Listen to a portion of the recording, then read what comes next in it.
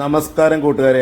ചെമ്മീൻ അഥവാ കൊഞ്ച് തീയൽ അല്ലെങ്കിൽ ചെമ്മീൻ വറുത്തരച്ചത് അതാണ് ഇന്ന് നമ്മൾ ഉണ്ടാക്കാനായിട്ട് പോകുന്നത്. അതിനായിട്ട് ഞാനിവിടെ കുറച്ച് ചെമ്മീൻ എടുത്തു വെച്ചിട്ടുണ്ട്. തീയൽ വെക്കുന്നതിന് ആവശ്യമായ മറ്റ് സാധനങ്ങളാണ് എടുത്തു വെച്ചിരിക്കുന്നത്. ഒരു 3 മുരിങ്ങിക്ക, 2 തക്കാളി, 1.5 കിഴങ്ങ്, ഇത്രയും നമ്മൾ ഇതേപോലെ കട്ട് ചെയ്ത് വെച്ചിട്ടുണ്ട്. ഒരു 4 പച്ചമുളക് നെടുകെ കീറി വെച്ചിട്ടുണ്ട്.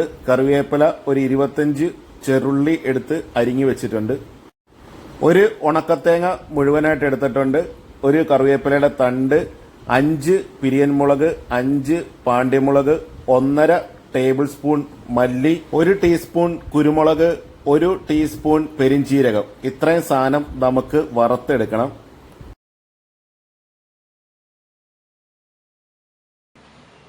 തേങ്ങ വറുത്തെടുക്കാനായിട്ട് ഒരു ചീനിച്ചട്ടി അടുപ്പത്തേക്ക് വെച്ച് അതിനകത്തേക്ക് ഒരു 1/2 ടീസ്പൂൺ എണ്ണ ഒഴിച്ചു കൊടുത്തിട്ടുണ്ട്. അതിനുശേഷം നമ്മൾ ഉണക്കത്തേങ്ങ ഗ്രേറ്റ് ചെയ്ത് വെച്ചിരുന്നത് ഇതിനകത്തേക്ക് ഇട്ട് കൊടുക്കാം. ആദ്യത്തെ 1 മിനിറ്റ് ഫുൾ ഹീറ്റിൽ വെക്കുക. അതിനുശേഷം തീ കുറച്ചിട്ട് വറുത്തെടുക്കുക.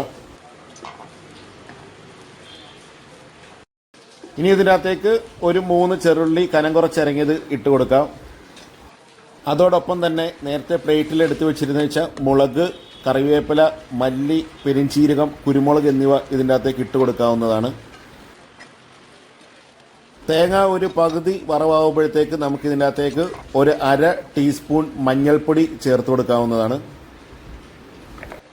തേങ്ങ നല്ലപോലെ ഒരു ലോ ഫ്ലെയിമിലിട്ട് സമയമെടുത്ത് വറുത്തെടുക്കുക. തേങ്ങ നല്ല വറവാകുമ്പോഴത്തേക്ക് നല്ല ഡാർക്ക് ബ്രൗൺ ആയിട്ട് മാറും. തേങ്ങ നമുക്ക് വറുത്തരയ്ക്കുന്നതിനുള്ള നല്ല പരുവമായിട്ട് കിട്ടിയിട്ടുണ്ട്. ഞാൻ നേരത്തെ പറഞ്ഞ പോലെ നല്ല ബ്രൗൺ ആയിട്ടുണ്ട്. ഇനി നമുക്ക് ഫ്ലെയിം ഓഫ് ചെയ്യാം. ഫ്ലെയിം ഓഫ് ചെയ്താലും ഒരു 2 മിനിറ്റ് ഇതേ കൂട്ടം ഇളക്കി കൊടുത്തുകൊണ്ടിരിക്കുക. ചട്ടിയുടെ അടിയിൽ ചൂടുള്ളതുകൊണ്ട് കരിഞ്ഞു പോകാനായിട്ടുള്ള ചാൻസ് ഉണ്ട്. നന്നായി തണുത്തതിന് ശേഷം വെള്ളം തൊടാതെ അരച്ചെടുക്കുക. ഒരു ചട്ടി അടുപ്പത്തേക്ക് വെച്ച് കൊടുത്തിട്ടുണ്ട്. അതിനകത്തേക്ക് കുറച്ച് വെളിച്ചെണ്ണ ഒഴിച്ചു കൊടുത്തു. വെളിച്ചെണ്ണ ചൂടായിട്ട് വരുമ്പോൾ അതിനകത്തേക്ക് കടുകിട്ട് പൊട്ടിച്ച് എടുക്കാം. കടുക് നന്നായി പൊട്ടി വന്നതിന് ശേഷം നമ്മൾ നേരത്തെ അരിഞ്ഞു വെച്ചിരുന്ന ചുവന്നുള്ളി ഇതിനകത്തേക്ക് ഇട്ട് കൊടുക്കാവുന്നതാണ്. ചുവന്നുള്ളി ഇട്ട് 1 മിനിറ്റ് ഒന്ന് വഴറ്റിയതിന് ശേഷം നമ്മൾ നേരത്തെ എടുത്തു വെച്ചിരുന്ന കിഴങ്ങ് ഇതിനകത്തേക്ക് ഇട്ട് കൊടുക്കാം. കിഴങ്ങ് ഇട്ട് കൊടുത്ത് ഒരു 5 to 6 മിനിറ്റ് മീഡിയം ഫ്ലെയിമിലിട്ടൊന്ന് സോട്ട് ചെയ്യുക.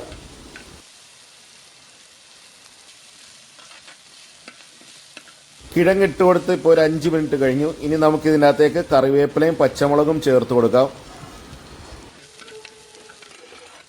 കറിവേപ്പിലയും പച്ചമുളകും ചേർത്ത് ഒരു 2 മിനിറ്റ് വഴറ്റിയതിന് ശേഷം ഇതിനകത്തേക്ക് തക്കാളി ചേർത്ത് കൊടുക്കാവുന്നതാണ്. തക്കാളി ചേർത്ത് ഒരു 2 മിനിറ്റ് സോട്ട് ചെയ്തതിന് ശേഷം ഇതിനകത്തേക്ക് നേരത്തെ മുറിച്ച് വെച്ചിരുന്ന മുരിങ്ങിക്ക ചേർത്ത് കൊടുക്കാം. മുരിങ്ങിക്ക ചേർത്ത് ഒരു 2 മിനിറ്റ് ഒന്ന് സോട്ട് ചെയ്യുക. ഇനി ഇതിനകത്തേക്ക് ഉപ്പ് ചേർത്ത് കൊടുക്കാവുന്നതാണ്.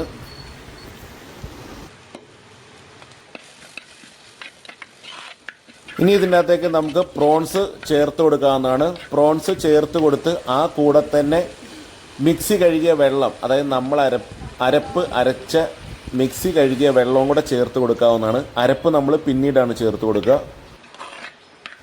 എല്ലാം കൂടി നന്നായിട്ട് മിക്സ് ചെയ്തതിന് ശേഷം നമുക്ക് മൂടി വെച്ച് ഒരു 5 to 6 മിനിറ്റ് നമുക്കൊന്ന് തിളപ്പിച്ചെടുക്കാം.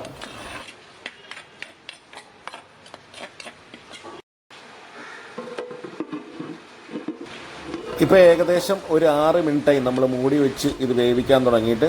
ഇനി നമുക്ക് ഈ അടപ്പൻ ഒന്ന് മാറ്റി നോക്കാം.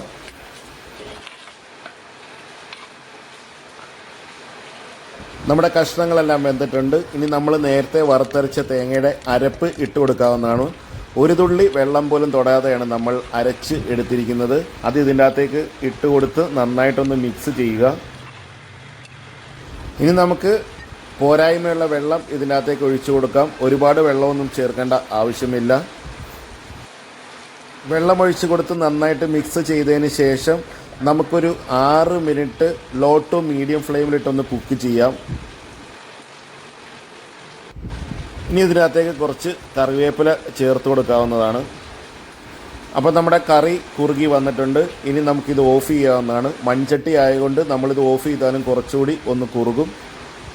കറി ഒന്ന് തണുത്ത് കഴിയുമ്പോൾ കറിയുടെ നിറം ഇച്ചിരിയും കൂടി ഒന്ന് ഡാർക്കാവും. കറി ഒന്ന് തണുത്ത് കഴിഞ്ഞതിന് ശേഷം നമുക്ക് നല്ല അപ്പത്തിൻ്റെ കൂടെയോ കപ്പയുടെ കൂടെയോ പുട്ടിൻ്റെ കൂടെയോ നല്ല ചോറിൻ്റെ കൂടെയൊക്കെ നല്ല സ്വയംഭൻ ടേസ്റ്റാണ് ഈ കൊഞ്ച് തീയൽ. അപ്പോൾ എല്ലാവരും ഇതൊന്ന് പരീക്ഷിച്ച് നോക്കുക. എല്ലാവർക്കും നന്ദി, നമസ്കാരം.